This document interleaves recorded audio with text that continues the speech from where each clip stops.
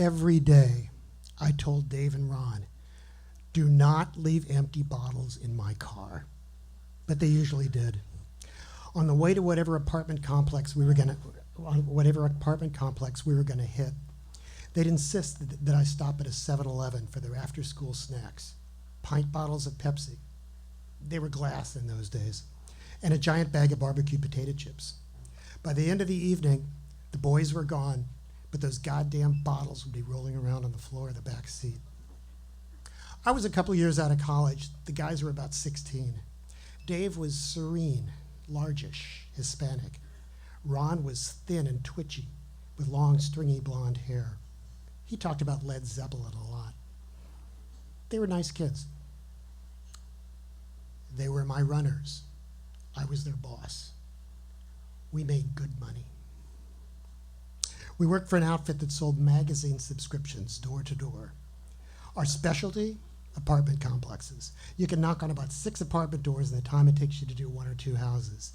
Back then, 1974, complexes weren't gated, so they were ours for the plucking.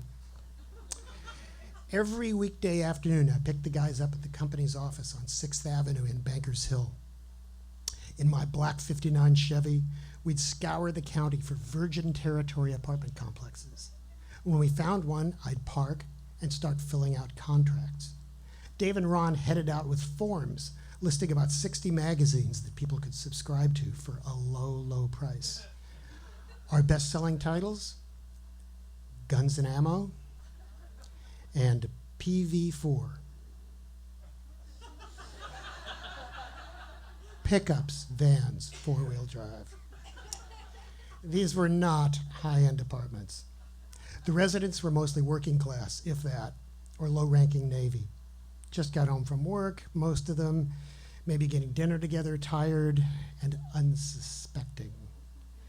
When they answered a knock, there stood one of my runners, looking like the honest, disheveled, slightly embarrassed high school kid that he was.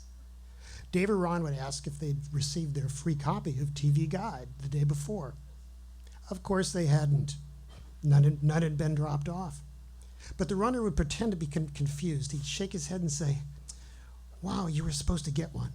Anyway, here's our list of magazines. You can subscribe to 4 of them for 4 years. And the last 2 years are free." That was because the price was double the first 2 years, but no need to mention that. The runner's job was to get the person to check off at least 4 magazines. Then he'd set a time for his manager, me, to drop by later and explain everything.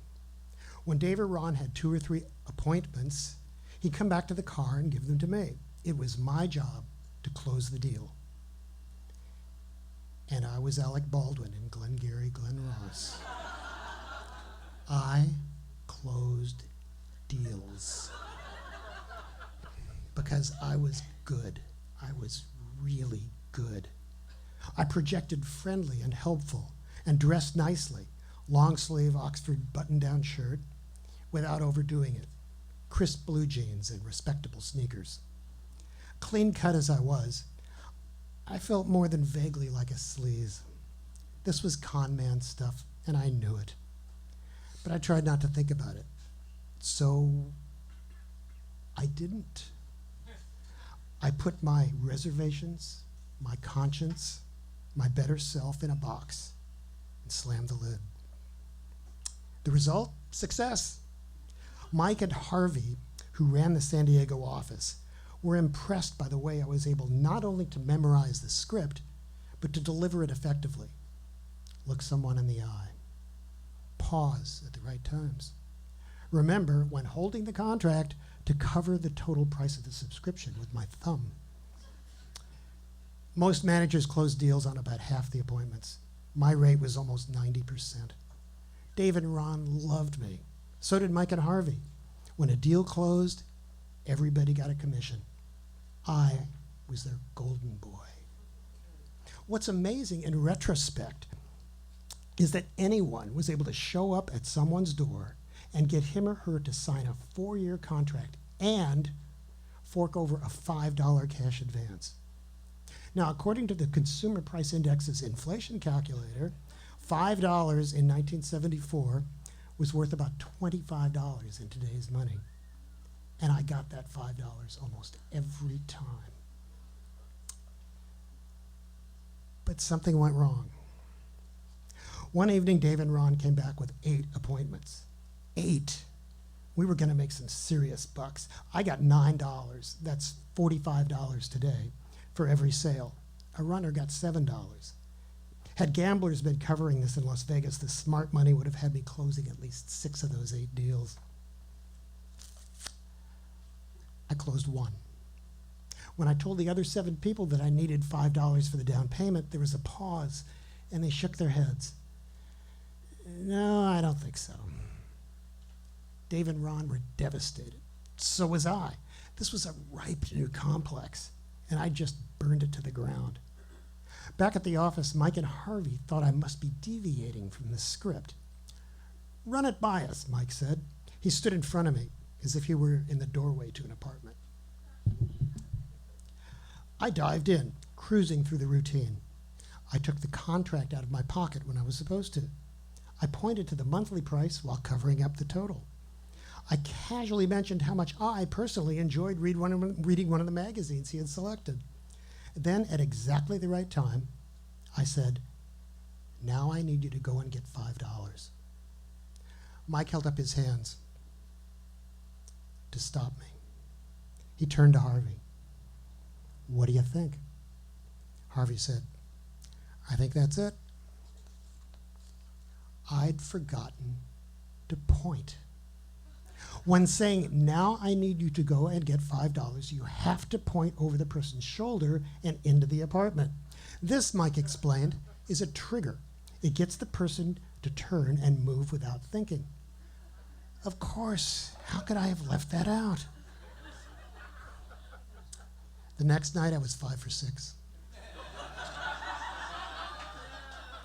And I stayed hot. So hot that I got cocky. I found that if I pointed over the person's left shoulder, he'd turn to the left to go to get the money. And if I pointed over his right shoulder, he'd turn to the right. It was uncanny. One afternoon, I was assigned a 3rd runner. Mike said, "You can handle it. The question is, can you handle all the money you're going to be making?" I don't remember the new kid's name, just that he was tall, baby-faced, and blonde. We were still working Chula Vista, so we headed south. When later Dave and Ron came back with 2 appointments each, the new kid was still out. But most runners got shut out on their first day. He'd learn. I closed all 4 of the deals. When I finished, I hustled back to my car. Dave and Ron might have more appointments. The new kid might have even lucked into one. Uh-oh, 2 parked police cars, lights flashing. Accident, maybe? About a dozen people milled and buzzed. As I walked up, a man in the crowd pointed at me and called out, "I think that's the ringleader." I could make out an obviously handcuffed figure in the back of one of the police cars. It was the new kid. Dave and Ron, hands in pockets, heads down, feet shuffling, were standing with a couple of cops. One of the cops motioned for me to follow him. We walked over to my Chevy. "Is this your car?" "Yes, sir." "Take a look." The street side back door was open. In the back seat, a stereo turntable with a tuner and 2 speakers, a 6-pack of beer. Clothes. Oh, I get it. The new kid. Knock on a door, and if there's no answers, see if it's unlocked. Maybe climb in a window or 2. Grab what's handy and stash the stuff in my car. Thanks a lot. So, I had just admitted owning a car packed with stolen goods. Now, any lawyer will tell you, if you're even considered a suspect in a crime, don't talk to the police. Give your name and ask if you're free to go. If they say no, tell them you'd like an attorney. Then shut up. That's sound advice. But I had just closed 4 deals. I was Alec Baldwin. I was in the zone. So I talked to them. I talked and I talked and I talked. I explained that it was the new kid's first day with us. I pulled out a contract. I showed them sample magazines. I told them how David Ron drove me crazy by leaving their empty Pepsi bottles. I told them how I'd inherited the car from my grandparents and that in the trunk were a couple of ancient burlap bags from their long ago farm in Kentucky. I talked some more, and then I talked some more. I did everything but point over their shoulders. After a while, the cops started nodding. Then they started smiling. When I was finally finished, they shook my hand and thanked me for being so cooperative. By then, if I'd wanted to, I could have sold those cops the stolen stereo in the back seat.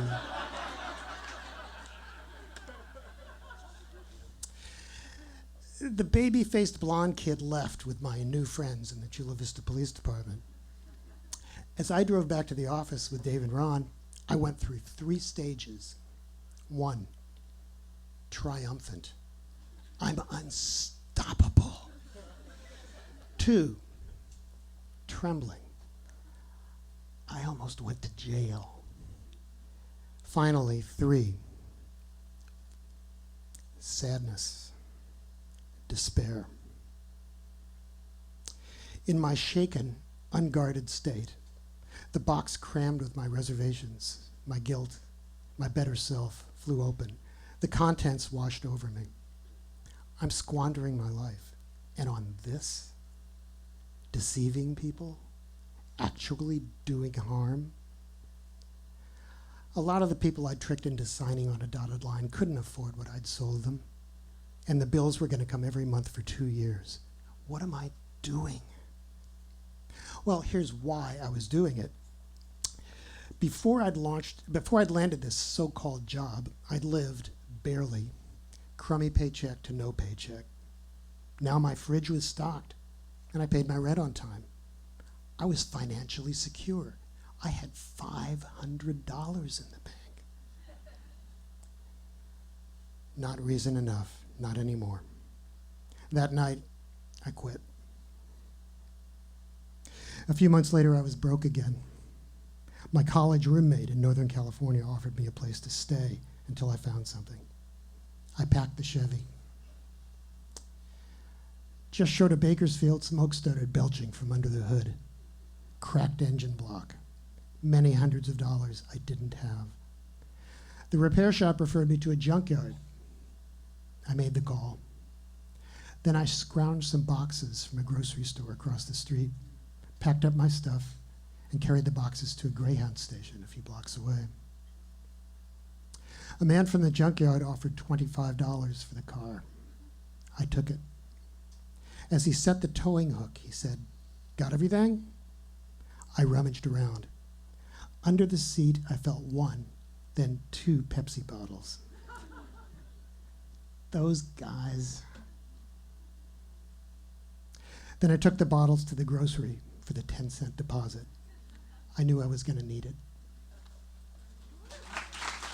That's Arthur Salm, everybody.